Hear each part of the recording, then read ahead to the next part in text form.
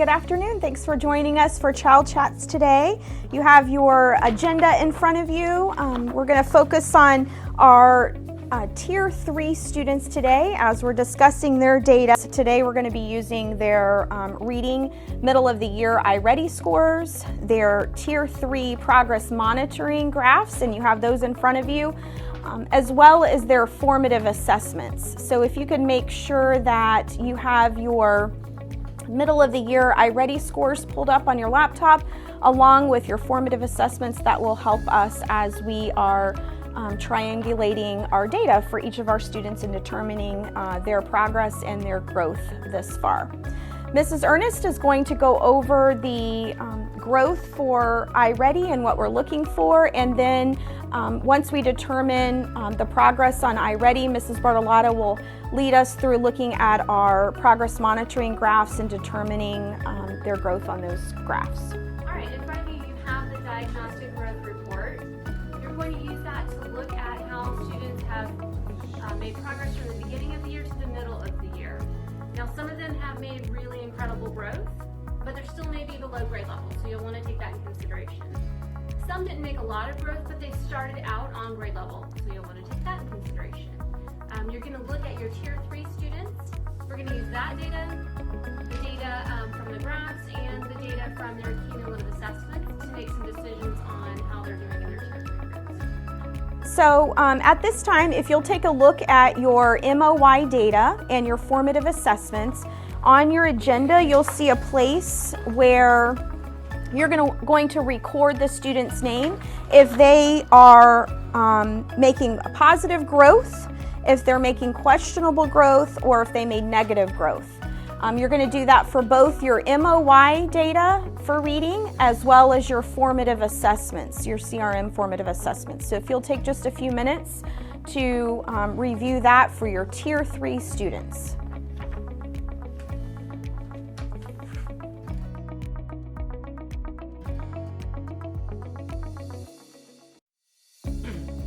When you look at the student's graph, at the top you'll see a key.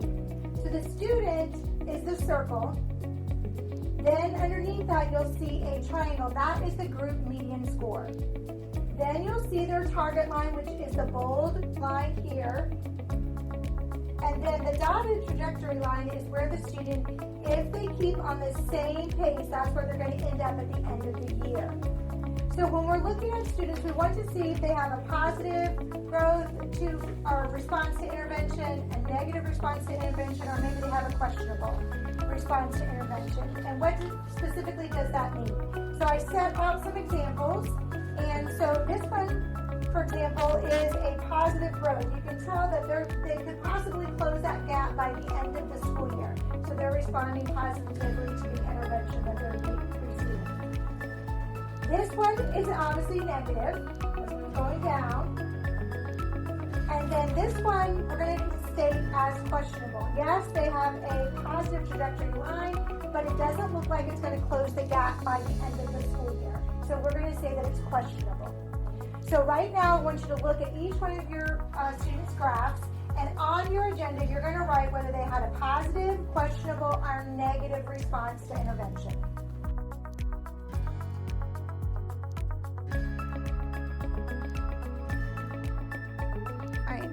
So we're going to talk about, now we're going to go to NICARD.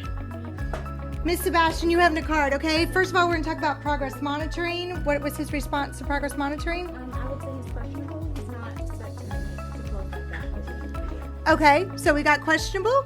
And now let's look at his formative assessments. I would say his formative are also questionable. He does better on his reassessments, but initially the first 6 reassessments. Mrs. Sebastian, can you share a little bit more about his formatives? What standards were his strengths and what standards were his weaker areas? Literature. He does much better on literature than he does in information. Okay, thank you. And then the last piece was MOY for iReady. So his middle of the year, he's definitely made extreme growth. He went from 416 to a 468. So he went from a K to a first grade, but he's still below grade level. Okay, questionable. So it looks like he's going to stay in Tier 3. We're going to continue on with what he's been receiving. What is he currently receiving, Mrs. Bartolotta? He is in a tier 3 group for 4 times a week with Miss McPherson, and they're using SIPs. Thank you. Ms. McPherson, can you tell us a little bit about how NICARD is doing in your intervention group, and what is the SIPs data, how is he doing in the SIPs program? NICARD has been extremely successful with his phonics, where he was receiving 10 out of 10 correct the first time he took the mastery test, the second time as well. So he's been strong since the beginning with phonics. When it comes to his sight words, that's what the concern is. Those sight words, he has not been as successful as we would like. So what he achieved, the sight words the first time, he did a 15 out of 25. The second time he took the test, he wasn't successful.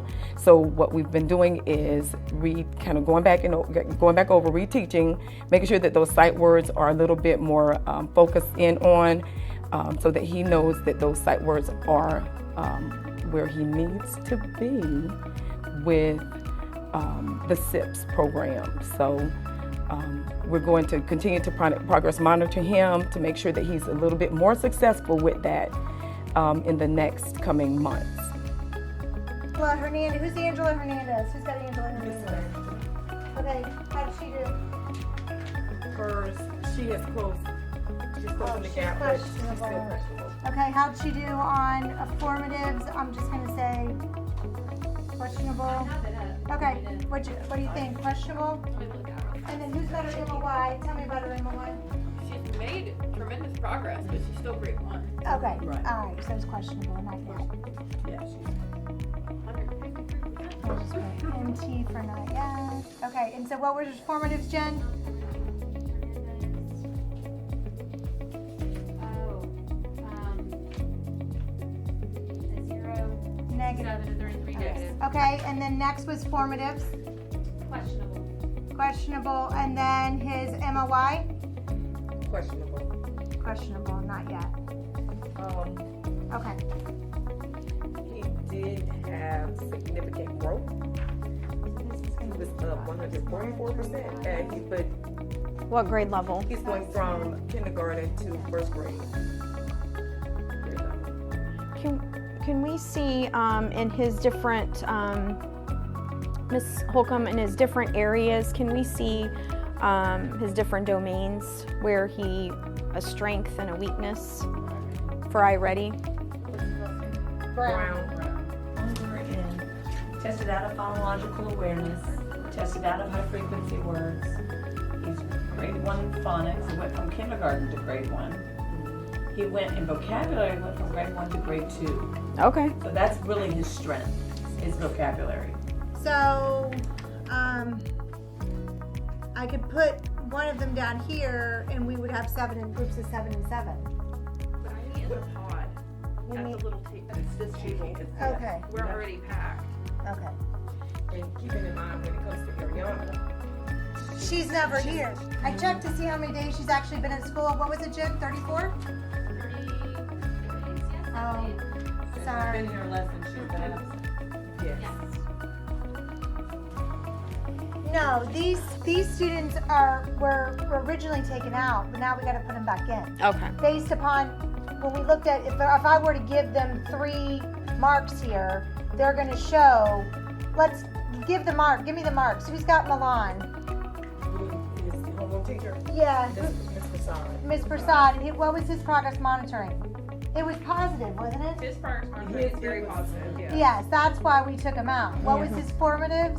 Formatives are They they did not do well. And Middle of the year Mirror is was not good. It was questionable or He made 31% progress. It's not. He's still not okay. grade 1. No, yeah. Okay. But Not yet. based on what Ms. Prasad said, that he not necessarily rushed, but he was kind of not Right. as focused as he needed to have been. Okay. Okay. So when you look at him, these need to based upon the data that we had in November, they were trending positively and we took them out. But then when we received their MOI, we said no, they needed to come back in. Right. So both of them were with you, correct? Yes. Okay, so now they're going to go back in. Now she's going to have, instead of just having 6, she's going to have 8. And then we added Annabelle to Holcomb. So that means That's what I was going to say. Keeping in mind, Ariana doesn't. right. She's We've at gotta work- 42 days. Right. So really, it's 7 instead of 8. We've got to work on her attendance. Yeah. Right. Okay. Okay. Couldn't we take that group and divide it into 2 different times? Well, I mean, the problem is it's an 8:30 to 9:15. At that time, we have a limited number of kids, and we're going to be turning around and triaging everybody in January. So, but I think until we do triage, I think you keeping them for, even if it's just 2 more weeks, we'll just keep them for 2 more weeks. Okay. And so, and then you added Annabelle, and I only got your 1 data point for her, but because she wasn't on the list last time, I didn't bring her up.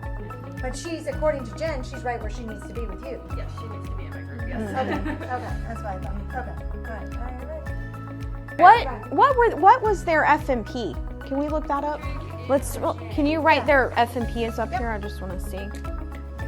Oh. Okay, but wait, you have to tell me what F and P for grade level right now should be. It should be N. N O P. Okay, and so where is Cedric? J. Okay, who else? Let's see, Jefferson Mendez.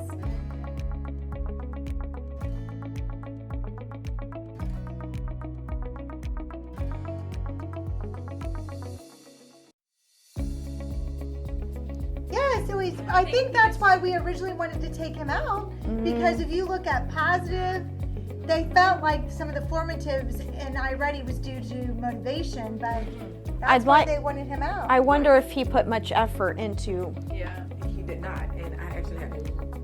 I did the data chat meeting with him, explain everything. And he knows that he needs to be more motivated. When you look at it, he's questionable. He actually is turning positive, but the negative on formatives. If we think this is more of an effort, do we want to keep him in? Yes. Okay, keep him in. We can. Thank you. It sounds like he's a good candidate for triage. Yes. Right.